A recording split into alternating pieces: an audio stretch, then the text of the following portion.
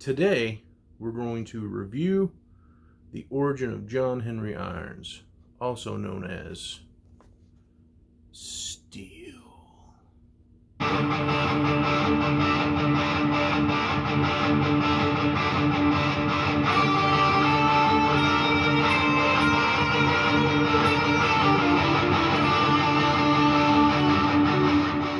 Hello everybody, thank you for tuning in. I am the Dude Without Fear. Be sure to like this video and hit subscribe.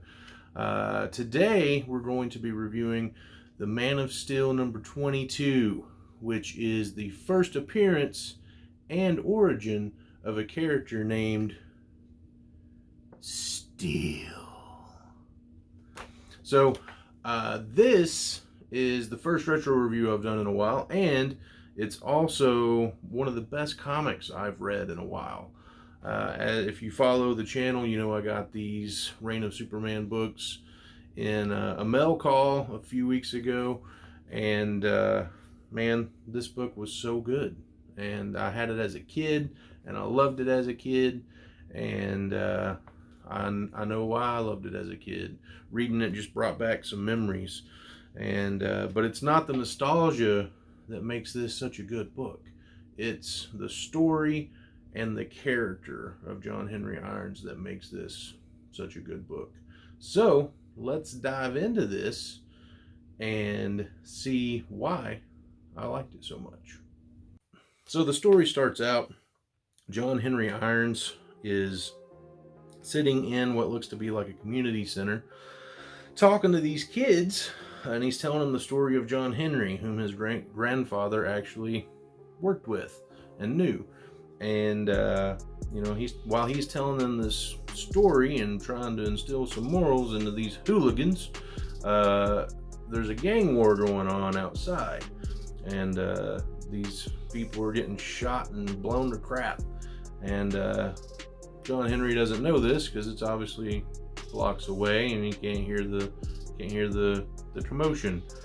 So you know, he tells the kid the story's over, tells the kids they better go home before they get in trouble. And then they go outside and they're talking about John Henry, and someone's like, I don't see why he's so great. And then this other guy's like, well, he only did the impossible. And you know, during the conversation, this car drives by and blows one of the kids away. Like, totally, just look at this, just totally blows that kid away.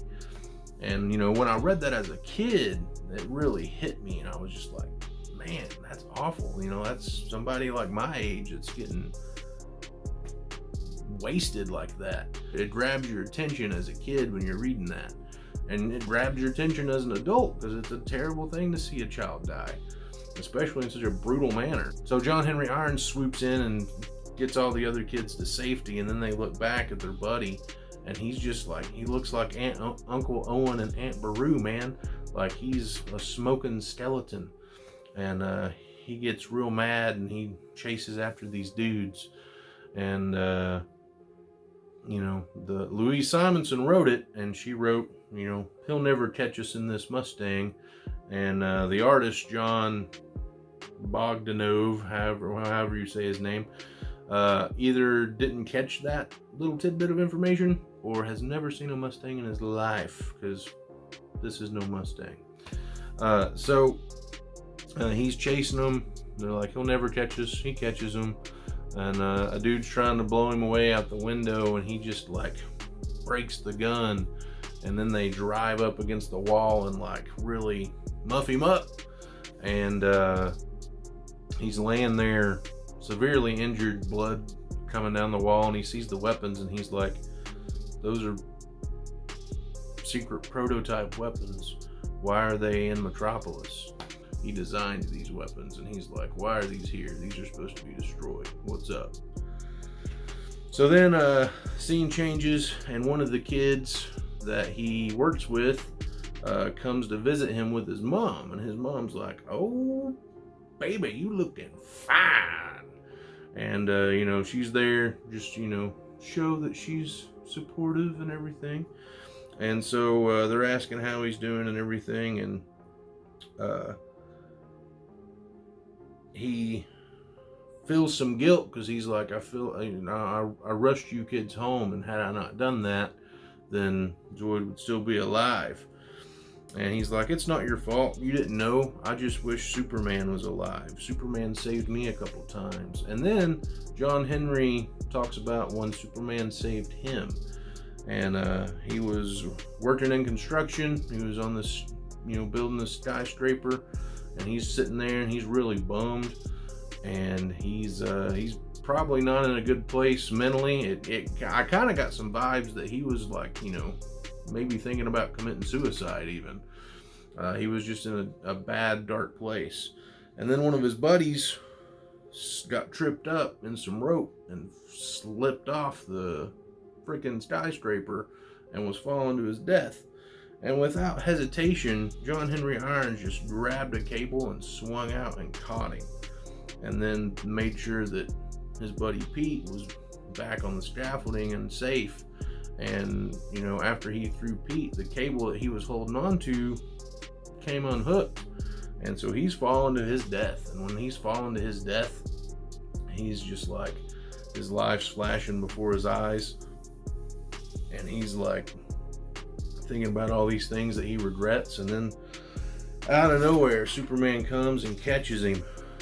And Superman lets him down safely and everything. And John Henry Irons says, I owe you my life. And Superman says, then make it count for something. And then, right after that, not long after that, Superman was killed by Doomsday. A couple days go by, he gets out of the hospital and he's walking down the street and he's still remembering that instance where Superman saved his life. And he's like, I need to do something to make it up to Superman because I owe Superman my life. So he decides that he's going to use his abilities that he's hiding to craft a suit of armor and help Metropolis with this gang war that's going on. Help Metropolis stay safe. And so when Superman's gone, he decides that he's going to devote his life to helping others like Superman would. And these dudes follow him. They've been telling him that since he got out of the hospital, the ones that he tried to attack, and they like throw a Molotov cocktail in the basement where he's doing his ironworking and everything. And he busts out and saves the old lady, his landlord and whatnot. And then you see the first appearance of Steel. And man, Steel just looks so cool. I remember this action figure. I need to get this action figure. But the action figure that came out after this book came out still was just so dope, man. He's just a really cool action figure. And so he calls himself the Man of Steel. And so he, saves the landlord and, sets out to go fight these thugs. And so he finds their Mustang and goes down and busts in their hideout and starts like fighting them, and they start shooting him up. And their bullets can't do anything because he's wearing a freaking suit of armor made out of steel. They shoot these guns at him that he helped create, and he's fighting and everything. And like, these dudes don't care about each other's lives. They're just trying to get the bad guy out of their way. So he blasts through his buddy Mucus and to get to Steel. And like, the blast is strong in these guns, and it blows Steel into this brick wall. And you see Steel sitting here this dude is holding on to Steel's neck. Steel's holding on to the upper half of his body.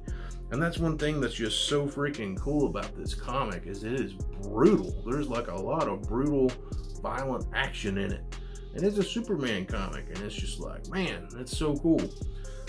So he hears the dude talking to say, it's a Toastmaster. And he's like, Toastmasters, BG80s, my design. And then he just starts remembering all these deaths that have happened because of these guns that he helped design. And, because of that, he ran away and went into hiding and everything. So he's, he's setting out to stop this violence based on these guns that he made. And so he goes and stops them all and everything and shoots these freaking railroad spike looking things into this guy's clothes.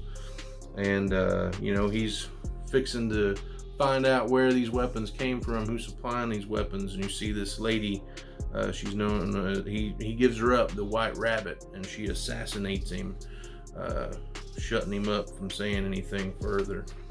And, that leads into the Still comic book, which I've got pictured behind me, where he's like kind of trying to find this weapon supplier and like what all is going on and everything. This comic I thought was super cool because John Henry Irons is kind of like a DC Comics version of the MCU Iron Man, where he was this weapons designer and he built all these weapons and they were being used for war, and he was like, this is not cool, I don't want to do that.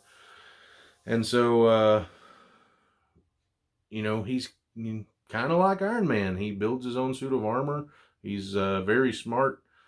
He's not on Tony Stark level smart or anything like that, but he's just a super freaking cool character. So why did I think this book was worth reviewing and so cool? Well, the things that stood out to me the most, when Superman saves his life and Steel's like, I owe you my life, and Superman says, then make it count for something. That related to me on a Christian level. As a Christian, I believe that Jesus died for my sins and saved me from an eternity of hell and death and all this stuff. And you may not believe that. That's cool. If that's what you want to believe. I'm not going to force you to believe that, but I do believe that.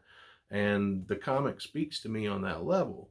John Henry Irons is like, Superman saved me, so I owe it to him to make my life worth it. And, I believe Jesus saved me, so I believe that I owe it to Jesus. I can never repay him. The only way I can repay him is by living my life the best way that I can, being the best example that I can, loving my neighbor as myself, loving people, and being a reflection of that. And so it spoke to me on that level. It also spoke to me when, after he gets out of the hospital and he sees that, there is a need. Superman is gone and the city these gang wars are killing kids. And he was like, he feels that sense of responsibility, and he gets the idea, maybe I can do something to help. Maybe I can do something to pay Superman back.